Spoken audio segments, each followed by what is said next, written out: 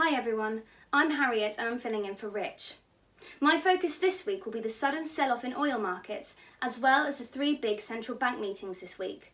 I will of course also give a rundown of the week's economic calendar. GKFX Prime presents the week ahead.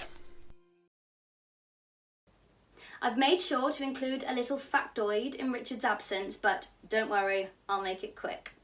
Did you know that the word petroleum literally translates as rock oil? It stems from the Greek word petra, which means rock, and oleum, which means oil. There you go.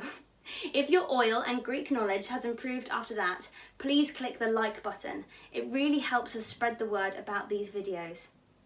Moving on to the economic calendar.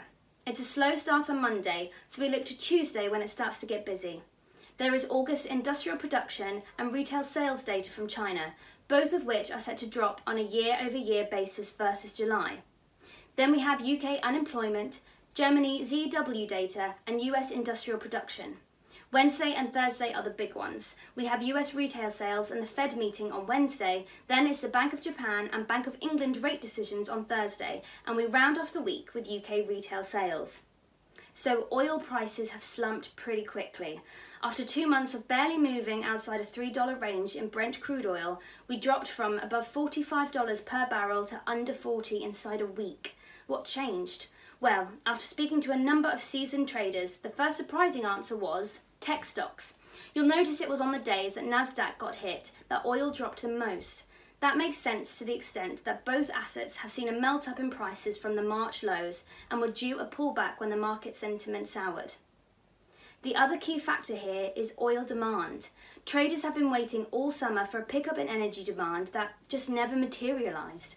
Remember, 50% of oil consumed in America comes from the transportation industry, and people have just stopped travelling because of tight travel restrictions and a natural concern for their health because of the pandemic.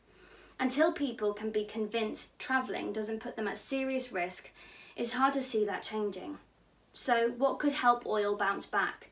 The experts tell me it's all about stock markets and the dollar. Higher stocks and a weaker dollar show investor confidence, which is normally good for oil. Before I wind things up, I'd just like to touch on the central bank meetings this week.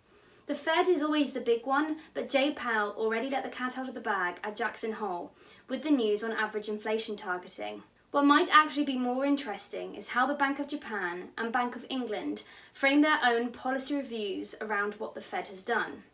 If all the big developed central banks announce the same kind of policy, then, in theory, they cancel each other out with respect to currencies.